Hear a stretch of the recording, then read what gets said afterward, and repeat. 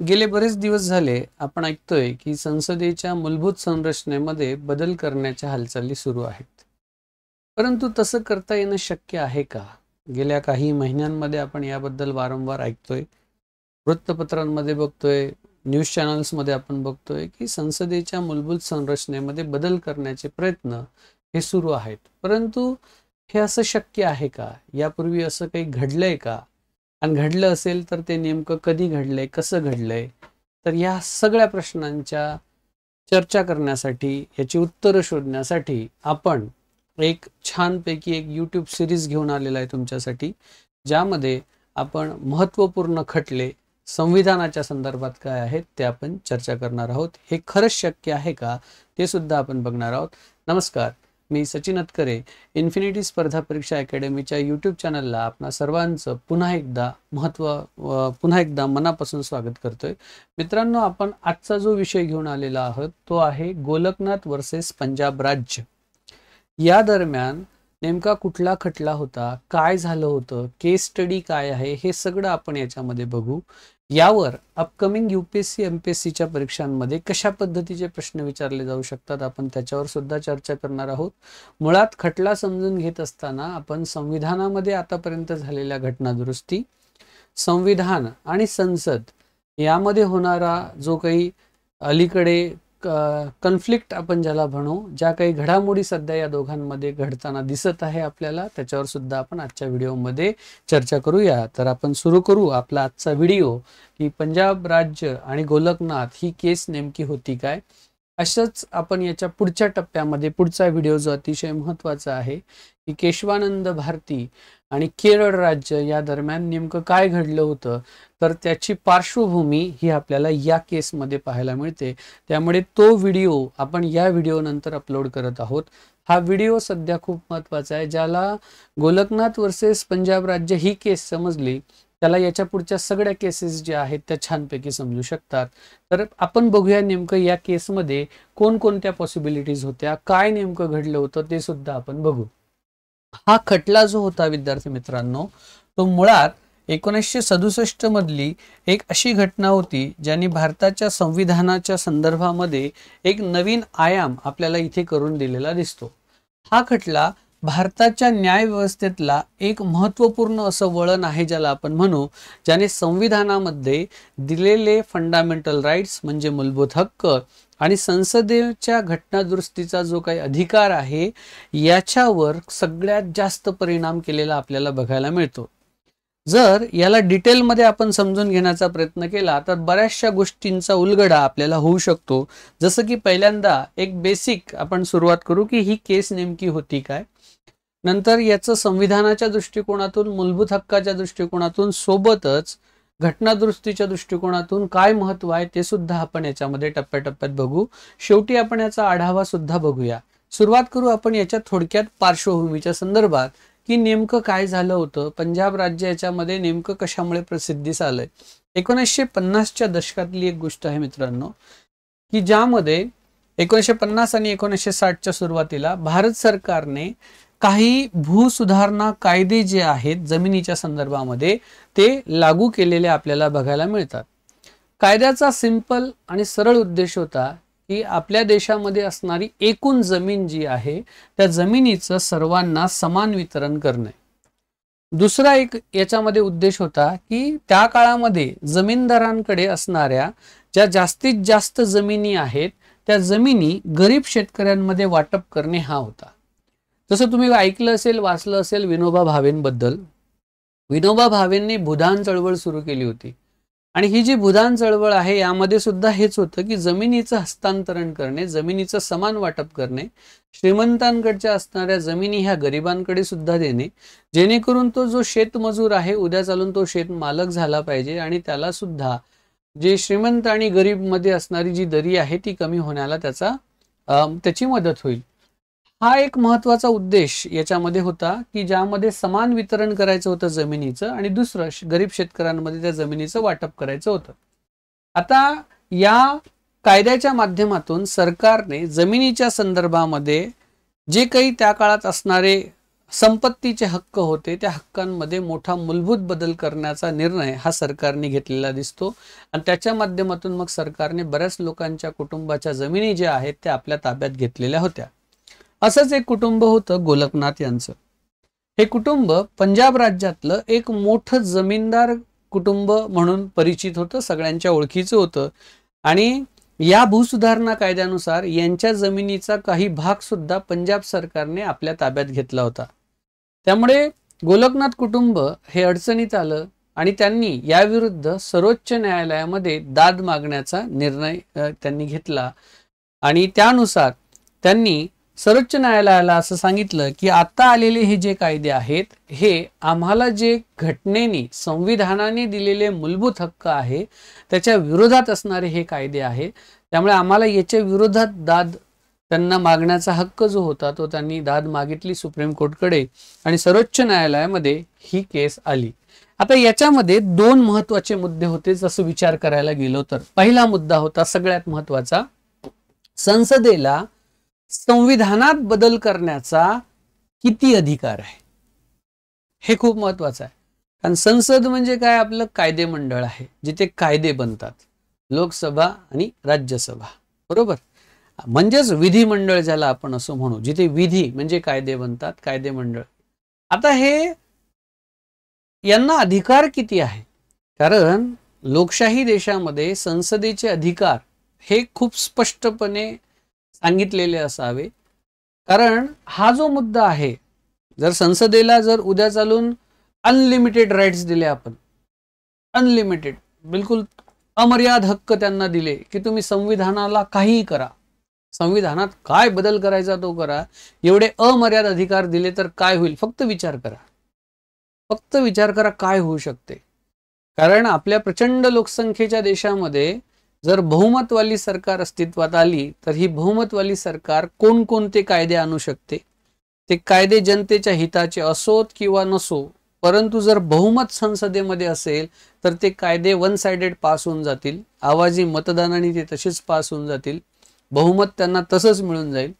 आणि मग असंच जर भविष्यामध्ये असं जर काही घडलं की यांना संविधानात बदल करण्याचा अधिकार जर दिलेला आहे तर तो ऍक्च्युली कितपत असावा, हा पहिला मुद्दा. दुसरा, मूलभूत हक्क विशेषतः संपत्तीच्या हक्कामध्ये बदल करण्याचा अधिकार हा संसदेकडे आहे का, हे दोन महत्वाचे मुद्दे या केसच्या माध्यमातून पहिल्यांदा सुप्रीम कोर्टाच्या समोर आले. आणि सुप्रीम कोर्ट ज्याच्याकडे आपण न्यायाची अंतिम अपेक्षा म्हणून आपण बघतो की जे आपल्याला न्याय देण्याचं खूप जबरदस्त काम करते आणि आजही 2024 मध्ये भारतातल्या सामान्य जनतेचा सगळ्यात जास्त विश्वास जर कोणावर असेल तर तो सुप्रीम कोर्टवर आहे. कारण सर्वोच्च न्यायालयाचे सध्याचे असणारे आपले सरन्यायाधीश चंद्रचूड साहेब यांच्या संदर्भामध्ये त्यांच्या कार्यपद्धतीबद्दल, त्यांनी केलेल्या सगळ्या गोष्टी, त्यांनी केलेले निर्णय, त्यांनी केलेल्या न्यायनिवाड्याबद्दल आज आपण त्यांच्याकडे एक आदराने बघतो आणि त्याचे प्रकरण सुद्धा खूप सारे गेल्या काही वर्षामध्ये आपल्या समोर आलेले आहेत की सुप्रीम कोर्ट खरंच एक आशेचा किरण आहे. त्यामुळे गोलकनाथ कुटुंब सुद्धा तेव्हा सुप्रीम कोर्टमध्ये गेलं होतं आणि त्यामध्ये घटना दुरुस्ती आणि नेमका वाद हा या मुद्द्याकडे आता आपण येऊ. सेकंड, दोन घटना दुरुस्ती त्या कालखंडामध्ये झालेल्या ह्या खूप चर्चित होत्या. सगळ्यात पहिली भारत सरकारने जे 1951 मध्ये पहिली घटना दुरुस्ती केली होती ती, आणि दुसरी जी 17वी घटना दुरुस्ती होती जी की 1964 मध्ये झाली होती. या दोन घटना दुरुस्त्यांबद्दल बोलणं हे जास्त महत्वाचं आहे या व्हिडिओसाठी. कारण गोलकनाथ वर्सेस पंजाब राज्य ही केस जेव्हा आपण डिस्कस करतो तेव्हा ह्या दोन घटना दुरुस्त्यांकडे लक्ष देणं गरजेचं आहे. कारण या वादाचं कुठेतरी मूळ जे आहे ते या दोन घटना दुरुस्तीमध्ये आपल्याला बघायला मिळते. पहिल्यांदा जर बघितलं आपण तर हा खटला चर्चेत येण्याच्या आधी भारत सरकारने 1951 मध्ये जी पहिली घटना दुरुस्ती केली होती, ज्या घटना दुरुस्तीमध्ये कलम 31 मध्ये बदल केला होता आणि बदल केल्यानंतर संपत्तीचा जो हक्क होता त्या हक्कावर काय केली होती, मर्यादाही आणली होती. यामुळे जमिनी, लोकांच्या जमिनी ह्या ताब्यात घेण्याचे खूप मोठे कायदे हे बनवणं सरकारला अधिक सोपं झालं. हा पहिला मुद्दा. दुसरा, नंतरच्या काळामध्ये 1964 मध्ये जेव्हा 17वी घटना दुरुस्ती केली तेव्हा त्यामध्ये न्यायालयांना काही विशिष्ट प्रकारच्या भूसुधारणा कायद्यांचं पुनरावलोकन करण्याचा अधिकार जो पूर्वी होता तो अधिकार काढून घेतला. सगळ्यात महत्वाचं, कारण संसदेने केलेल्या कायद्यांचं पुनरावलोकन करण्याचा अधिकार हा न्यायालयाला आहे. जर आपण पॉलिटिकल सायन्सचा अभ्यास केला, राज्य व्यवस्थेचा आपण व्यवस्थित अभ्यास केला, तर आपल्या लक्षात येईल की भारताचे हे जे 3 प्रमुख स्तंभ आहे, कुठले? कायदे मंडळ, कार्यकारी मंडळ आणि न्याय मंडळ, हे 3 जरी स्वतंत्र असले तरी यांचं एकमेकांवर नियंत्रण असते. उदाहरणार्थ संसद कायदा करेल, पण तो कायदा योग्य की अयोग्य हे चेक करण्याचं काम न्यायमंडळाचं आहे. त्याचं पुनरावलोकन करण्याचा अधिकार हा न्यायमंडळाचा आहे. त्यामुळे न्यायमंडळाकडे असणारा जो अधिकार होता तो अधिकार काढून घेतलेला आपल्याला 17व्या घटनादुरुस्तीनुसार दिसतो. त्यामुळे गोलकनाथ कुटुंबांचा असा दावा होता या 2 घटनादुरुस्तीच्या संदर्भामध्ये की त्यांचा संपत्तीवरचा असणारा हक्क आणि इतर मूलभूत हक्क जे आहेत ते हे नष्ट झालेले आहेत. या केसमध्ये त्यांनी ही बाजू सगळ्यात महत्वाची प्रकर्षाने मांडलेली आपल्याला दिसते. आता न्यायालयामध्ये नेमकं काय घडलं आपण त्याच्यावर इन शॉर्ट एकदम थोडक्यामध्ये चर्चा करू की नेमकं काय. कारण एवढी मोठी केस आपण डिस्कस करणार नाही की कोर्टमध्ये नेमकं काय झालं, पण आपण एवढं नक्की समजून घेऊ की याचा भारताच्या संविधान जे आज आपल्याला दिसतंय त्याच्यामध्ये नेमके काय बदल होत गेले ते आपण नक्की चर्चा करू. गोलकनाथ कुटुंबांच्या वकिलाचं काय म्हणणं होतं पहिल्यांदा आपण ते समजून घेऊ. त्यांनी असं एक अंदाज केला, तर्क बांधला होता की काही होऊ द्या, कोणत्याही परिस्थितीमध्ये मूलभूत हक्कांमध्ये हस्तक्षेप करण्याचा जो अधिकार आहे तो अधिकार हा संसदेला नाही. फंडामेंटल राईट्स ज्याला आपण म्हणतो. संविधानामध्ये जर असं काही करायचं असेल तर त्यासाठी एक नियमित प्रक्रिया आहे आणि या प्रक्रियेने संसदेने केलेल्या ज्या काही दुरुस्त्या असतील त्या वैध अवैध ह्या ठरवता येऊ शकतात आपल्याला, पहिली गोष्ट. दुसरी, सरकारचे जे वकील आहेत त्यांनी असं सांगितलंय, त्यांचं म्हणणं तर बघा किती भारी आहे, संविधान बदलणं संसदेचा अधिकार आहे. कारण हे जे संविधानात आलेले जे लोक आहेत, संसदेत आलेले जे लोक आहेत ते लोकांनी निवडून दिलेले लोकप्रतिनिधी आहेत. त्यामुळे त्यांना संविधान बदलण्याचा पूर्ण अधिकार असायला पाहिजे. इन शॉर्ट तुम्हाला आताच्या भाषेत सांगतो की आपण ज्यांना निवडून देतो लोकसभेला खासदार म्हणून, त्या लोकांना तो अधिकार आहे ते संविधानामध्ये बदलण्याचा अधिकार ठेवून आहेत. म्हणून आता गेल्या काही दिवसांमध्ये आपण ऐकलं असेल 400 पार, 440 पार वगैरे वगैरे, आणि मग काही नॅरेटिव्ह मग त्याच्या संदर्भामध्ये आपण वाचले असतील की एवढे का बरं पाहिजेत. जर बहुमताचा आकडा 272-73च्या आसपास जर फिरत आहे तर मग एवढ्यांची गरज काय है ना. हा एक मुद्दा अलीकडे आपण वाचला असेल, ऐकला असेल. नंतर सुप्रीम कोर्टने ह्याच्या संदर्भात काय निर्णय दिला, खूप कडक अशी फाईट झाली होती तेव्हा बहुमताच्या संदर्भात, आणि जो निकाल आलाय तो 6 वर्सेस 5 या मतांनी दिलाय, 6 वर्सेस 5.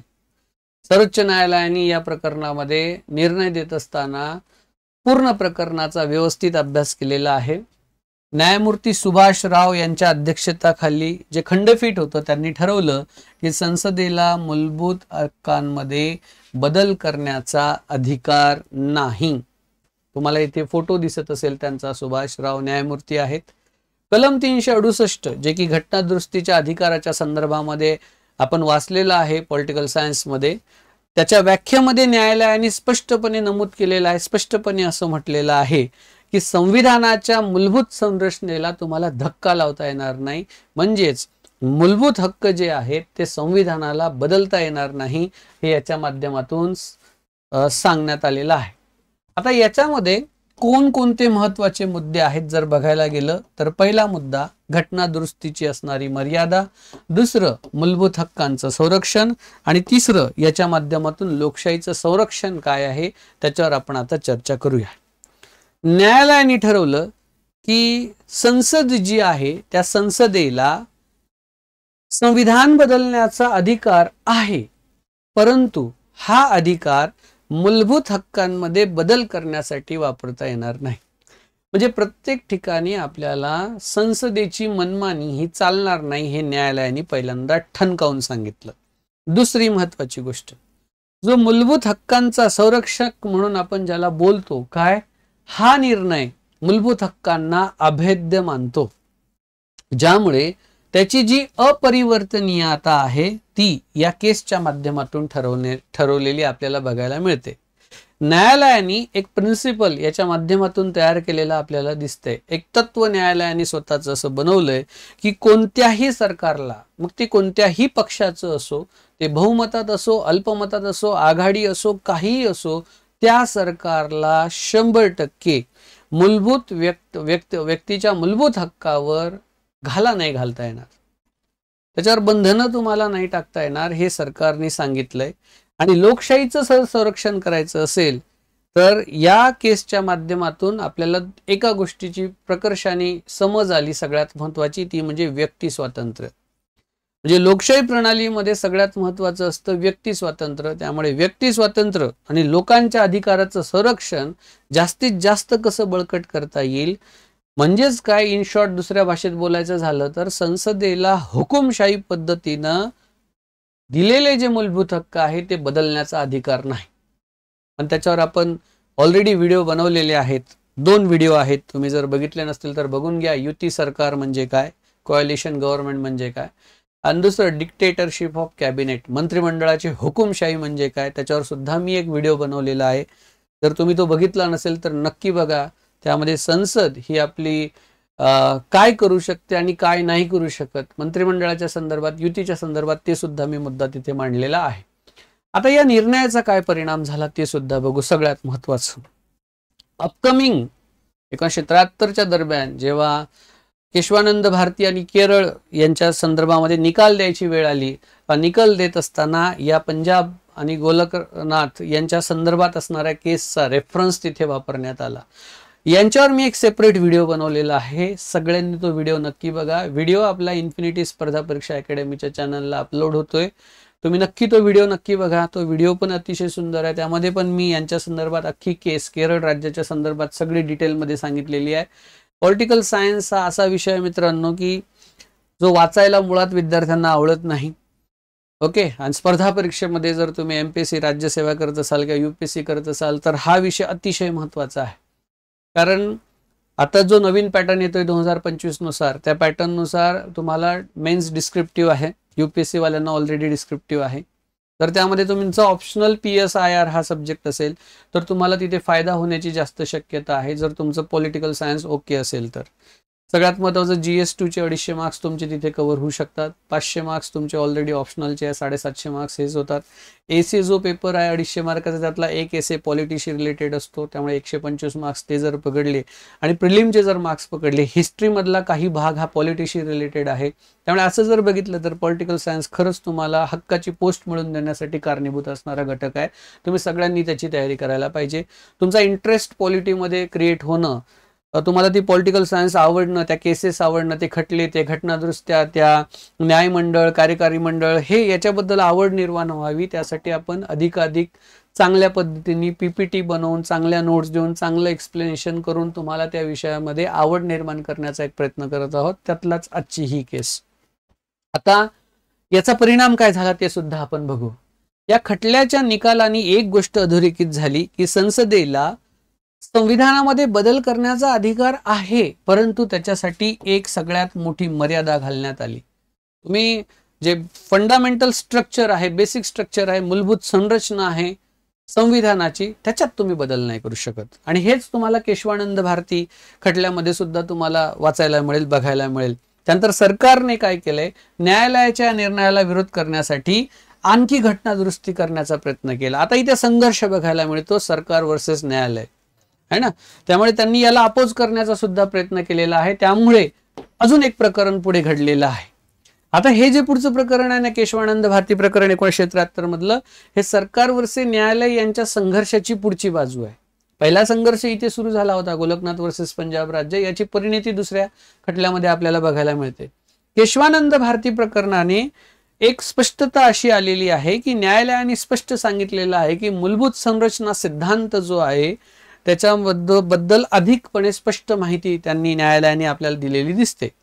ज्यामुळे संविधानाच्या कोणत्याही भागात बदल करता येईल, परंतु मूलभूत संरचनेमध्ये आपल्याला बदल करता येणार नाही, हे सुद्धा या खटल्याच्या माध्यमातून आपल्याला बघायला मिळते. आता याच्या पुढे काय काय झालंय ते सुद्धा आपण बघू. पुढील घटना काय झाल्या, 8वा आणि सगळ्यात महत्वाचा पॉइंट. गोलकनाथ प्रकरणाचा जसा फायनल रिझल्ट आला, त्याचा निर्णय आला, तत्कालीन असणाऱ्या सरकारला असं वाटलं की न्यायालयाने संसदेला जे काही अधिकार आतापर्यंत दिलेले होते ते अधिकार हे आता मर्यादित केलेले आहेत. त्यामुळे न्यायालय आणि कार्यपालिका यांच्यातला संघर्ष हा दिवसेंदिवस आता वाढत गेला. खूप मोठा संघर्ष आता वाढत गेला. त्याची परिणती एका मोठ्या खटल्यामध्ये झाली होती 1973च्या. सरकारने जी 24वी घटना दुरुस्ती केली 1971, त्यामध्ये संविधान बदलण्याचे जे अधिकार आहे ते पुन्हा एकदा संसदेकडे दिले. कोणाकडे दिले? संसदेकडे दिले. परंतु यानंतर लगेचच हे जे प्रकरण आले, केशवानंद भारती प्रकरण, या प्रकरणामध्ये न्यायालयाने पुन्हा एकदा मूलभूत संरचना सिद्धांत हा इथे पुन्हा एकदा मांडला, ज्यामुळे संविधानामध्ये एक महत्वाचं तत्व असं स्पष्ट झालेलं आपल्याला बघायला मिळतं की परत एकदा संविधानाच्या मूलभूत संरचनेमध्ये तुम्हाला बदल करता येणार नाही. हे सुद्धा एकदा महत्वाची गोष्ट इथे बघायला मिळते. आता ओव्हरऑल आपण कन्क्लुजन कडे जाऊ. निष्कर्ष काय आहे?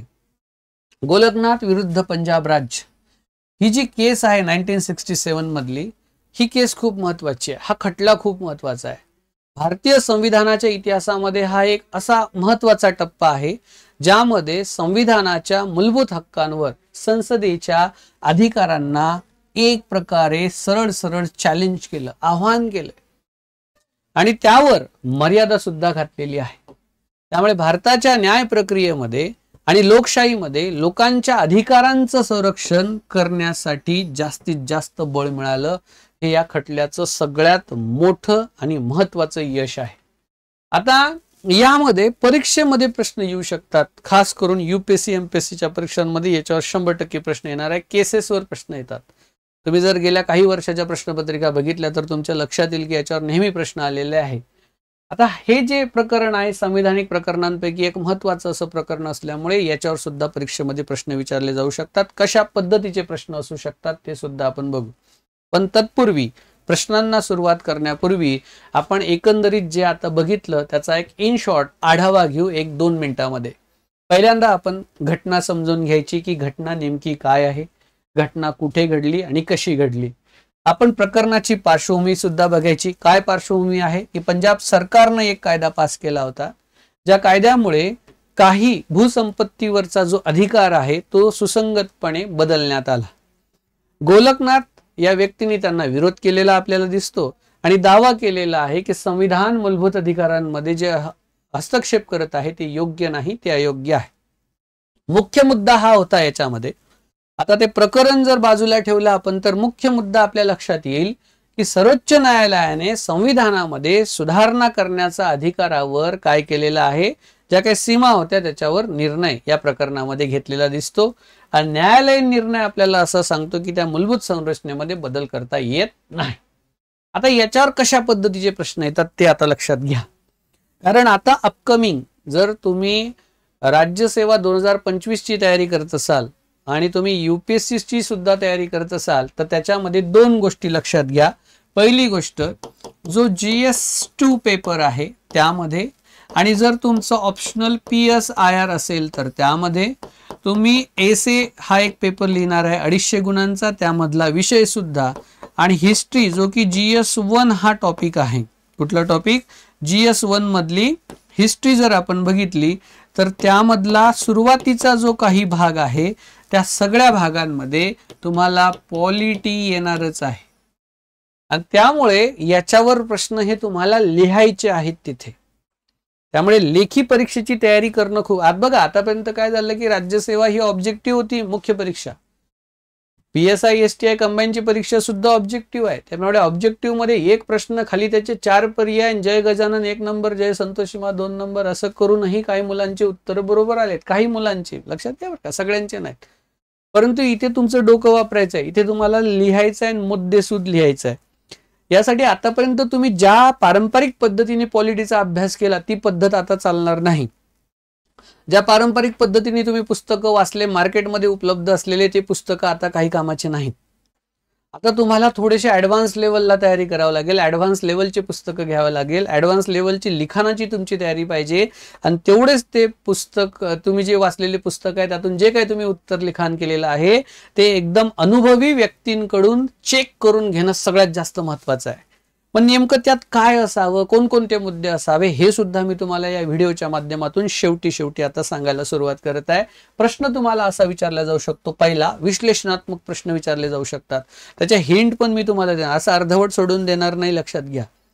तुम्हाला याच्या माध्यमातून प्रश्न पण सांगणार आणि उत्तराचं तंत्र काय असावं हे सुद्धा मी तुम्हाला व्हिडिओमध्ये सांगणार आहे. त्यामुळे कोणीही हा व्हिडिओ मध्ये सोडून जाऊ नका, शेवटपर्यंत व्हिडिओ नक्की बघा. काय प्रश्न येऊ शकतो तुम्हाला? Golaknath versus state of Punjab प्रकरणातील न्यायालयीन निर्णयाचे मुख्य मुद्दे कोणते आहेत? भारतीय संविधानाच्या मूलभूत अधिकारांची सुरक्षा सुनिश्चित करण्यासाठी याचं योगदान कसं आहे हे सुद्धा तुम्हाला इथे परीक्षेमध्ये विचारलं जाऊ शकतं. त्यामुळे या उत्तराचं तंत्र कसं असावं, सगळ्यात पहिल्यांदा तुम्हाला बघा इथे शब्दाची मर्यादा आहे. एकतर तुम्हाला 150 शब्दामध्ये उत्तर किंवा 250 शब्दांमध्ये तुमचं उत्तर असायला पाहिजे.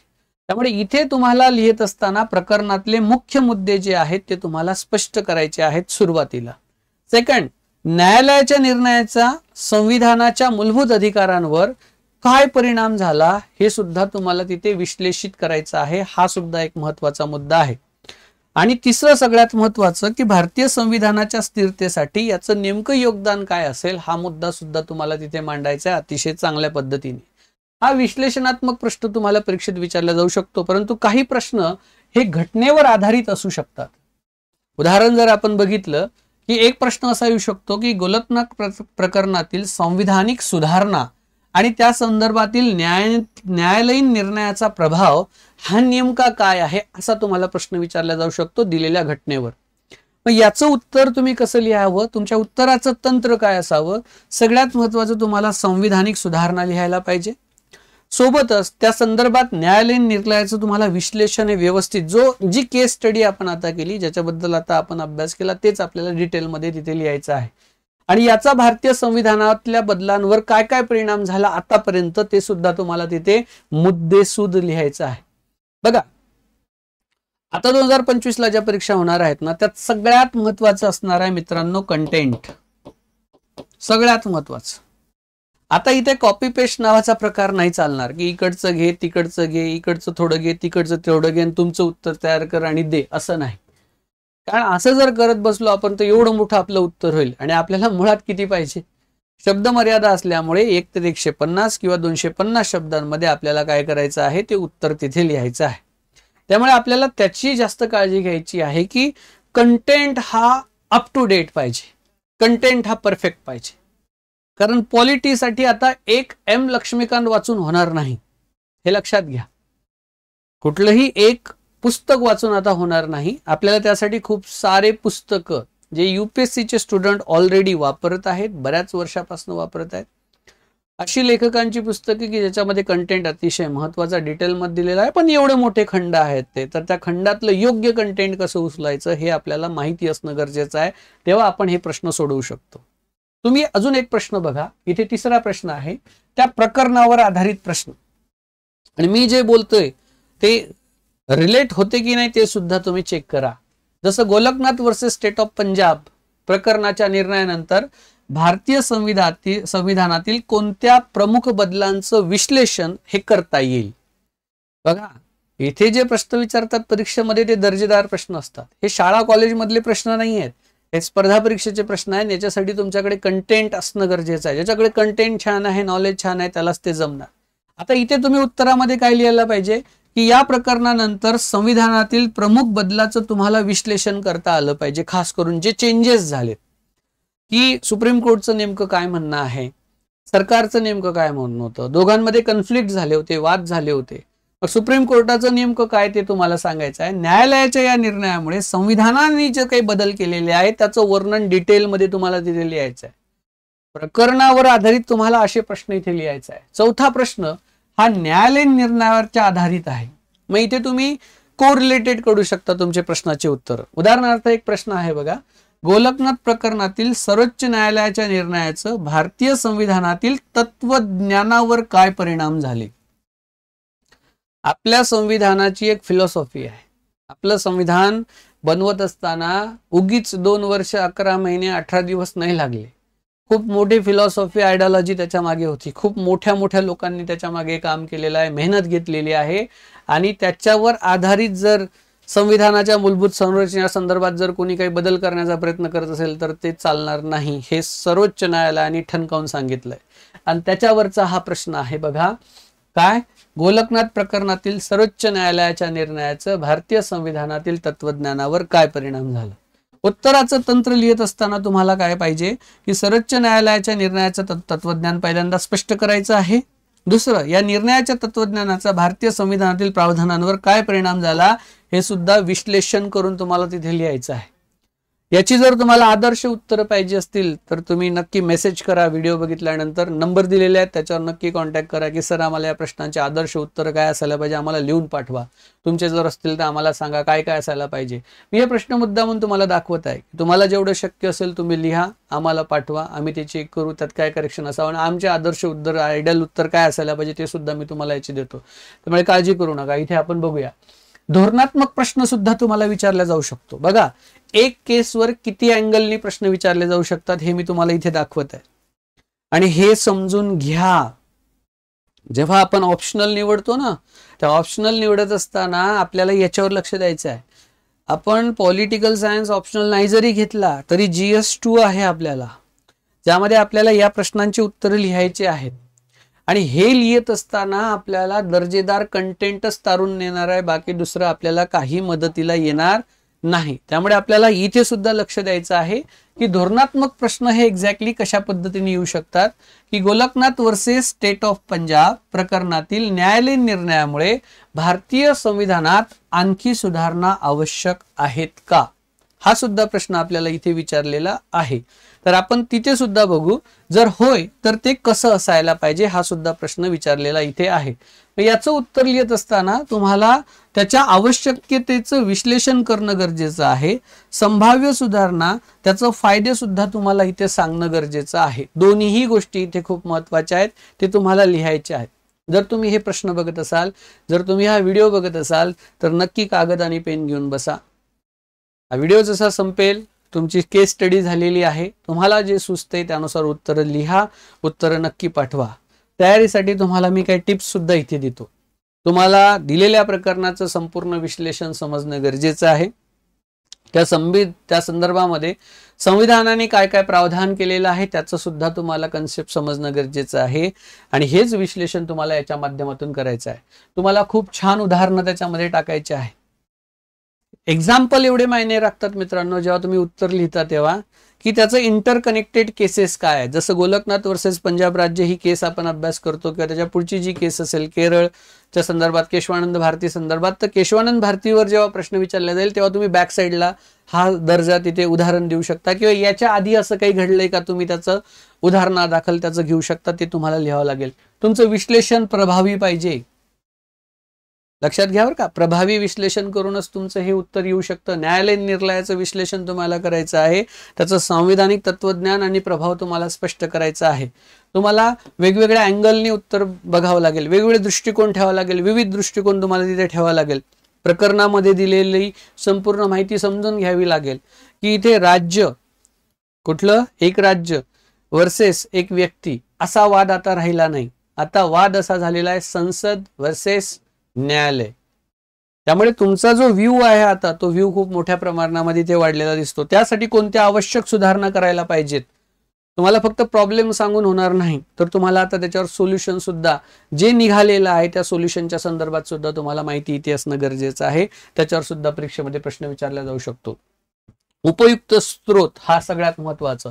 हे सगळं मिळणार तुम्हाला कुठून, तर आतापर्यंत भारताच्या संविधानामध्ये जी काही कलम दिलेली आहेत ती कलम आणि आतापर्यंत त्याची अंमलबजावणी होत असताना न्यायालयाने आतापर्यंत घेतलेले वेगवेगळे निर्णय याचा सुद्धा तुम्हाला अभ्यास करावा लागेल. सोबतच भारतीय संविधानाच्या संदर्भामध्ये ज्या काही प्रमुख घटना आतापर्यंत घडलेल्या आहेत त्याचा संदर्भ, त्याचा दाखला तुम्हाला इथे देणं गरजेचं आहे. आणि यासाठी तुम्ही यूपीएससी एमपीएससीच्या परीक्षामध्ये छानपैकी उत्तर इथे लिहू शकता आणि त्याची तयारी तुम्ही इथे करू शकता।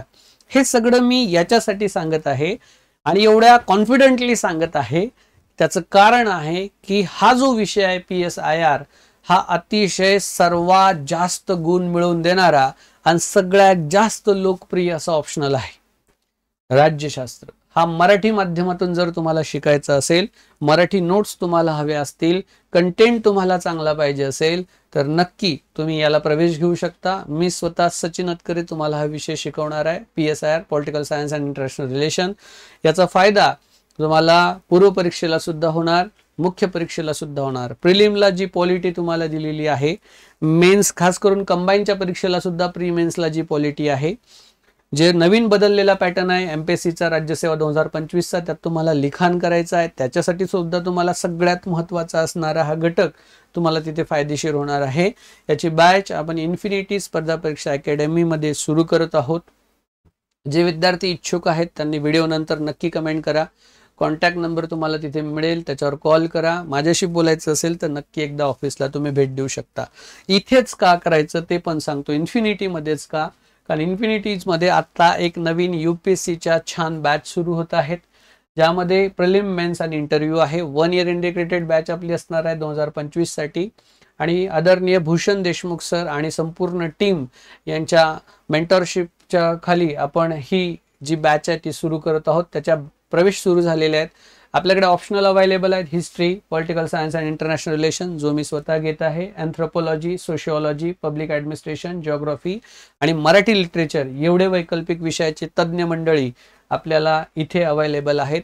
आणि निकालाची उज्ज्वल परंपरा आहे आपली, हे फक्त सांगण्यासारखं नाही आहे तर दाखवू सुद्धा शकतो मी तुम्हाला की आपल्या इथे यूपीएससीचे सिलेक्शन्स आहेत, एमपीएससी राज्यसेवेचे सिलेक्शन्स आहेत, PSIचे सिलेक्शन्स आहेत। आता यावर्षी 400+ PSI आपले झालेत, त्याचा आताच एक सत्कार समारंभ मोठा कार्यक्रम इथे झालेला आपल्याला बघायला मिळतो।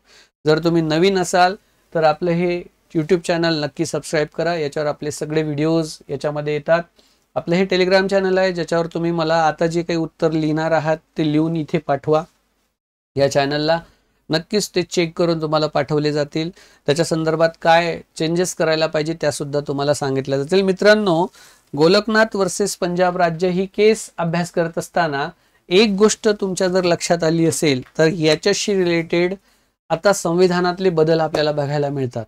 जसं आता याच्या पुढचा जो व्हिडिओ जो तुम्ही बघणार आहात तो व्हिडिओ आहे केशवानंद भारती वर्सेस केरळ राज्य। नेमकं काय होतं तिथे या केसचा, आणि अजून एक केस आहे सस्पेन्स मध्ये ठेवतोय मी, आताच सांगत नाही ती केस काय, त्या व्हिडिओमध्ये नक्की जाऊन बघा ती केस काय। 2 केसचा संबंध तिथे येतो, केशवानंद भारती वर्सेस केरळ राज्य, एक ही केस आहे आणि अजून एक केस आहे, सस्पेन्स आहे। तो व्हिडिओ नक्की बघा। व्हिडिओ कसा वाटला नक्की मला सांगा। याबद्दल तुम्हाला काही सुझाव द्यायचे असतील, प्रश्न असतील तुमचे तर ते सुद्धा तुम्ही नक्की सांगा। छान अभ्यास करा, आपल्याला मिळून या स्पर्धा परीक्षेमध्ये यश मिळवायचं आहे। एकट्याचं काम नाही आता राज्यसेवा, यूपीएससी यासाठी एक टीम लागेल आपल्याला। ही टीम, मार्गदर्शकांची टीम घेऊन आपल्याला समोर जायचं आहे आणि उत्तुंग यश मिळवायचं आहे। तुमच्या परीक्षेतल्या यशासाठी तुम्हाला मी मनापासून शुभेच्छा देतो। आणि हा व्हिडिओ जो आहे हा वारंवार बघा, तुमच्या मित्रपरिवार जेवढे तुमचे ग्रुप्स आहेत सगळ्या ठिकाणी नक्की शेअर करा। धन्यवाद।